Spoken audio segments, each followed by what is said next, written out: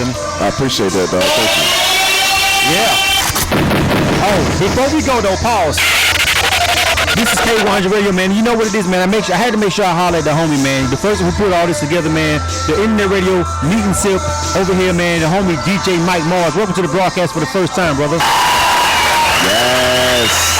Thank you for having me, brother. Thank you for having me. Man. Well, no, thank you for putting this together for Internet Radio, man. You know what I'm saying? Showing some love and showing some respect to the platform. You know what I'm saying? Highlighting the homie Jay Harris and having Internet Radio people out here, man. We know that helps us. That helps us build up and get people to understand that the technology is real. It's not going nowhere. It's only growing by the day. You feel what I'm saying? And so, you know, it's a good thing, a beautiful thing that somebody with your reach, you know what I'm saying, was able to do that. And so we definitely had to come out here and show you some love, you know what I'm saying, for actually doing that. You know, we had to come out here and make sure we show some love back for people who show love to Internet Radio. You know I appreciate that, dog, because I've been doing this shit for a while, dog. You know what I'm saying? I started off with radio myself back in college. Right. You know what I'm saying? Started off with the free shit, then I ended up working my way up to the real radio station. It was the 50,000 watts. Shout out to Mix 96 for really showing me the actual grind of radio and the grind of a DJ outside of clubs and mixtapes, you know what I'm saying? So with that background, now we here. I'm sitting here with you, you know what I'm saying? K100 came through, Meet and Sip. Absolutely. Once again, we do that shit each and every Saturday right here, Cloud9 on Peter Street, downtown Atlanta, Georgia, if you're in town. But like I said, man, we do this shit for the people. Exactly. You know what I'm saying? The DJs, the producers, the engineers, it don't care. We don't care who you are, as long as you have a passion. Right. A drive to come up here and put yourself in position to meet other people that actually doing what you're doing. We salute you and respect you. You know what I'm saying? That's why we don't charge you nothing at the door. It's totally free to come in here and network. You know what I'm saying? That's all we doing. And that's all you doing, man. And it's crazy that, you know what I'm saying? Don't get me wrong, it was a nice crowd in here today. I mean, even in the rain or whatever, that shouldn't even matter, man. This joint should have been wall to wall, but it was a big, nice crowd. But you shouldn't have been able to move in here because of the opportunity that you just given. You know what I'm saying? This is the first one I came to. I just came through on Humbug. I came to show some love. Right. And you did this one. I came. I said, well, this one is for Internet Radio. I got to come through and really do what we do at this one. You know what I'm saying? Yep. So you got a lot of things going on, man. You know, you really in the game. You know, you've got everything going with the Cooligans and everything, and you know, Scotty ATL and all that. Right. You know what I'm saying? And that's really big and that's popping. He's on the verge of just really being, you know what I'm saying, a heavyweight in the game. You know what I'm saying? In the industry, national. He's already well known and everything. Y'all already got the grind and ATL. Everybody knows what's popping.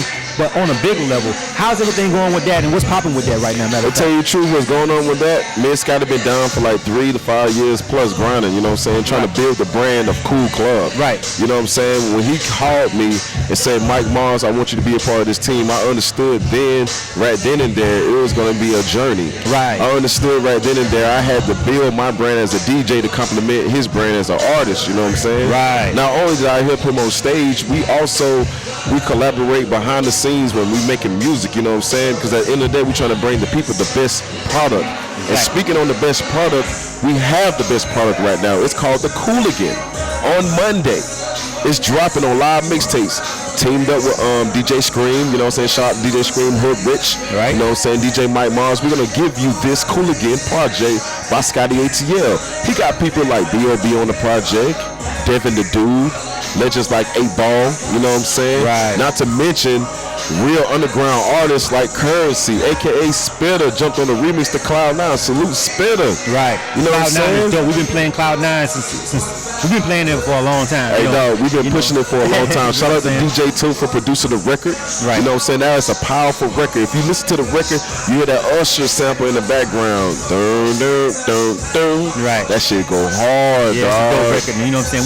We've been playing it for a long time, and you know we seeing it growing, and you know what I'm saying, we seeing it burgeoning and getting in place in other places and other markets and everything. So salute to you guys on that. Now let me ask you something about being a DJ in the DJ game. Okay. We over here at K100 Radio, we got 22 DJs on the broadcast from all over. And I honestly, bro, when I first got into this, because you may not know, but my background in the industry is an artist. I came into the game as an artist producer. You know what I'm saying? I got projects. I still got music all over on DatPiff and iTunes and all that. So I came in the game as an artist. But once I started K100 Radio and then I took it to a 24/7 format and I started working with DJs and adding DJs into the mix, I learned a lot about DJs. You know what I'm saying? I learned a lot about the backside and the flip side of it. And DJs go through a lot of bullshit, just like artists do. You know what I'm saying? Yes, you feel me? And the relationship right now, I feel like for a time now, it's been strained in between the artist and the DJ, and for whatever reasons, whether it be DJs feel like, you know, artists blew up and didn't show them love back in the day, or artists feel like DJs are charging for this, that, and the third, and they ain't really helping them. at the end of the day, one can't exist without the other. DJs got to break music, but an artist got to make music for them to break. It's a cohesiveness. As a DJ, what do you think about the relationship right now between, you know what I'm saying, the artist that's coming in, and also, do you feel like there's something that can be done differently in the game right now to make everything kind of just, what are people doing wrong? What are DJs you feel maybe doing wrong, and what are some artists doing wrong? I ain't gonna tell you. I ain't gonna tell you no lie, dog. Artists, I'm gonna start off with artists because I'm a DJ first, so we're gonna end with DJing. Okay.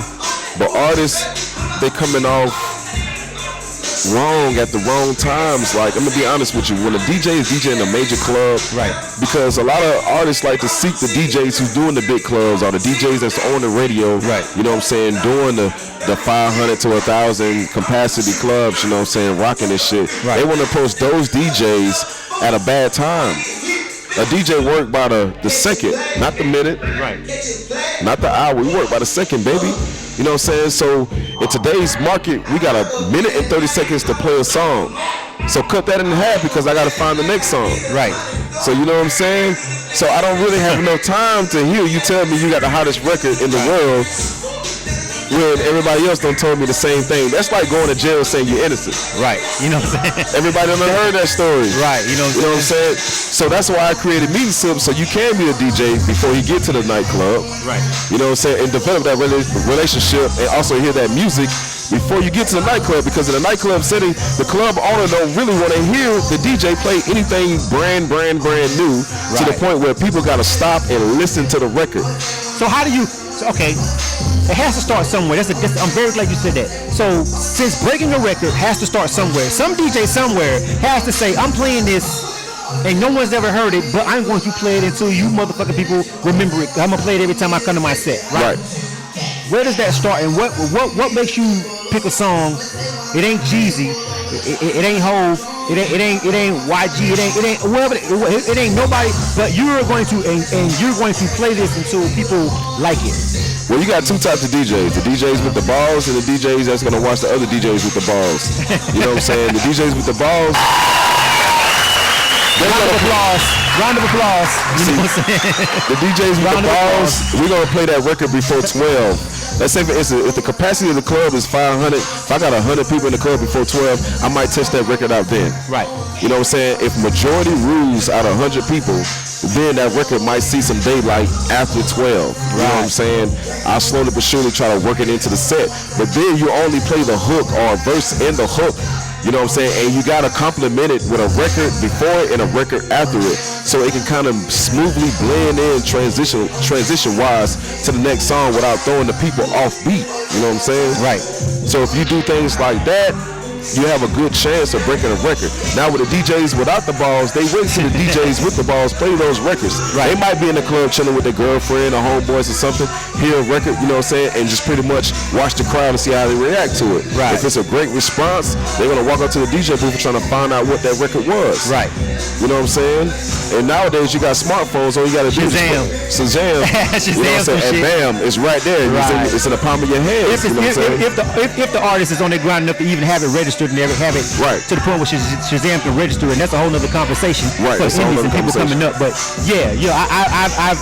I saw someone do. I saw a DJ fight break out at a venue because I think the dude asked the dude that earlier, and then I think the dude was Shazamming it, and then I think somebody told the dude what he was doing, and you know what I'm saying? It was like an altercation, and it was two DJs, and I know both of them, and they was. Because the other guy got mad because the other guy Shazammed the song. I don't know if he asked him what it was and he didn't tell him, but I don't know if is that a rule, right? Is that a rule with DJ? Is that wrong to do as a DJ? I don't look at it as a rule or as wrong. I look at it as a problem. Like you say, what the DJs are doing wrong, that's what the DJs are doing wrong. Right. Instead of being stingy with the music, you need to be able to share that music, because not only you helping, you know what I'm saying, the next artist, you're actually helping the culture. You know what I'm saying? Okay. So you got to look at it from, it's bigger than you. I understand that you want to be famous, you want to break this record, you want the recognition of doing that shit. Right. But, you know what I'm saying, honestly, to be honest with you, not one DJ breaks a record. Right. It takes a lot to break a record. Right. You know what I'm saying? Like, a lot of people have this myth thinking like, I got this one record, I'm going to be the first to play it, I'm going to be the first to break it. You might be the first to play it, but it ain't gonna be you to break it. Right. It's got to be you and some other people to break. Right. You might get a little like recognition, like say for instance, the record do gold or the record do go platinum, and the artist knew that you played that record, or one of the DJs that played that record first. Then you have an opportunity to get a plaque. Right. But you're not gonna be the only one to get a plaque. So you gotta understand that you gotta be able to work with other DJs, share the music. Right. You know what I'm saying? Because you helping the artist at the end of the day. We represent the artist as a DJ. Right. Like, we don't rap. So, what's your one last question? I'm gonna let you go. Okay. What is your policy on paying for spins? Should artists come to the table and expect to pay for a DJ to break a record, or should a DJ break the record because he liked the record? Or should DJs play music that they don't like because they got paid to? To be honest with you, it gotta work both ways. I say that for one reason, because at the end of the day, the DJ has bills to pay. Right. At the end of the day, like, I paid a lot of dues. I've been in this game for like 10 plus years, and I played a lot of free records, but the free records didn't pay my bills. Right. You did? And I really didn't start changing over to I had a child. You know what I'm saying? I only got one kid, but that one kid, you know what I'm saying, I gotta take care of her. So at the end of the day, if you haven't built your brand to a situation where I'm searching for you and looking for your music, right? You know what I'm saying? Like, matter of fact, Bankroll Fresh just came on in the background. I fuck with Bankroll. I've been seeing Bankroll, you know what I'm saying, do his ground for a long time. Right. You know what I'm saying? When Hot Boy dropped, he had DJs searching for him. Right. All he had to do was go in the studio and deliver, and that's what he did. Right. You know what I'm saying? And then he follow up and follow up. Right. And while following up, he put in grind by hitting these streets, promoting, doing free shows. Right. Now he's getting paid for shows. Right. You know what I'm saying? So I say that to say this. As a DJ, you know what I'm saying? It's good to take that check, but at the end of the day, if it's a record, like when I heard Hot Boy, I played that shit because I knew this shit was hot. Right. Off the muscle. But if you haven't made yourself a brand in the market where I have to play your music like a Bankroll Fresh, yes, I'm going to expect the check. You know what I'm saying? Because it's going to, time is money, and money is time. Think about it. Every time I play your record, I'm putting my brand on the line to the consumer who's listening in the club or the venue or the lounge. Right. They're going to look at me like, why is he playing this bullshit? Right. You know what I'm saying? They ain't going to look at you like, why is you rapping this bullshit? Right. They're going to look at you like, why is you playing this bullshit? Right. And with that being said, if I'm going to take that chance, I feel like I should be compensated for that. You know what I'm saying? There you have it. And be honest with you, we'll play your shit for free. I got this policy. Right. You come to me before 12 o'clock, I'll play your shit free no matter where I'm at. Okay. You know what I'm saying? Really 11:30. Right.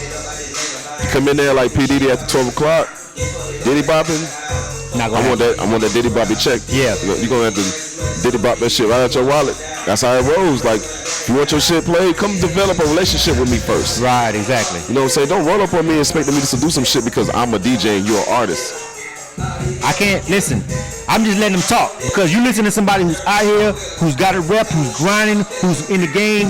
This is somebody who, this is somebody that's telling you what the fuck you may not. Some DJs might not want to even say that, and some people might not want to listen to somebody who they feel like ain't on.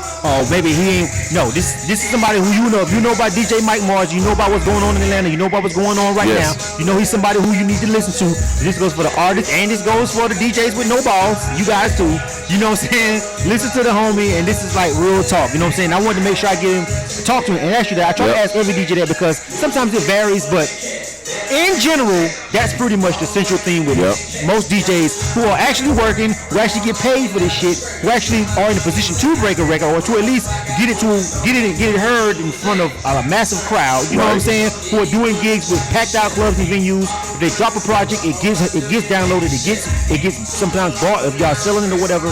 And then he's doing stuff like this also on top of that. So I had to make sure I asked you that question, man. So Thank again, you, appreciate you having K1's radio out. I appreciate you highlighting internet radio and everything you're doing, man. Good luck with Scotty ATL and everything with the Cooligan project and the Cool Club situation. You know what I'm saying? I've been following it. It's dope. It's great, man. You know what I'm saying? And we here. We support it. We play the music. We've been playing it way before a long time, man. You know what I'm saying? Before maybe it even got quote unquote mainstream at this point. We've been playing Scotty ATL. I appreciate that. So at the end of the the day, you know what I'm saying, we just trying to show love to good movements and everything. And, you know, hopefully we're going to work together again and see each other again. Of course, We will work together, dog. You know what I'm saying? You feel me? All right, man. The big homie DJ Mike Mars, man. You know what it is, man. The Cool Club is in the building, man. ATL Meet and Sip. Hey, you do this how often? Every month, right? I do this every Saturday. Every Saturday. 4 to 7. Every Saturday. Not every month, every week.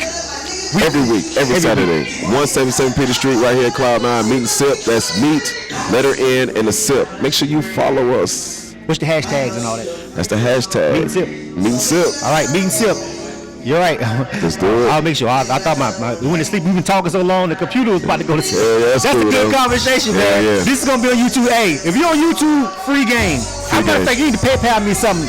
PayPal you Shoot down him something something. We shoot take me something tips. for goddamn Shoot him telling you, something. putting you on with what you need to be doing. You know what I'm Yeah. saying? That's at least worth $5. K100. Radio, man. We out, man. Deuces.